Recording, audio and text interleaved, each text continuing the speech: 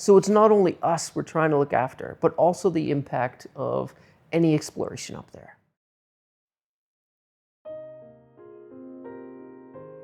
The environment has always been very important to the Alpine Club of Canada, and it's right there in the objects that they created in 1906, the preservation and protection of the natural environment. I think the idea behind the GMC is to leave the place as untouched as it was, and a lot of that involves building structures that are removable, ensuring the water systems remain intact and are sustainable throughout the GMC, but also after the GMC finishes, and just ensuring that our footprint there is as minimal as possible.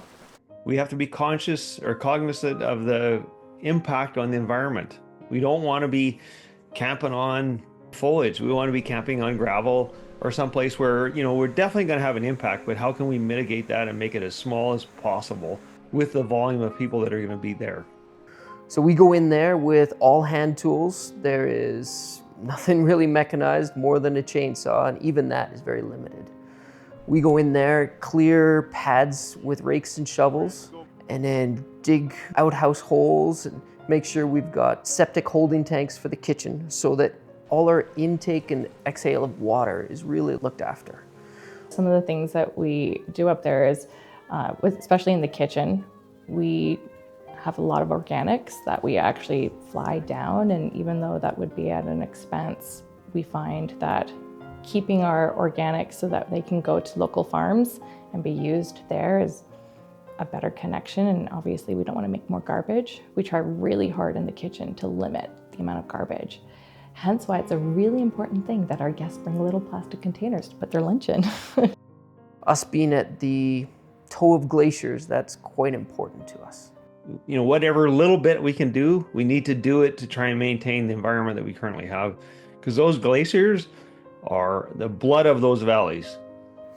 We have gone into places like International Basin and seen the impact of previous generations of mining and exploration and taken it upon ourselves to fly out garbage. We've flown out 12,000 pounds of stuff that one year we're up at International Basin. Throughout the whole summer, we had guides and clients going up and just collecting everything from tubes to cables. And at the end of the summer, we flew it all out. We have brought up environmentalists in the past to assess pre and post camp. And after reading their reports, we've noticed that after a month or a couple big storms, our obvious impact on an area is so negligible that I'm quite proud of what we do up there.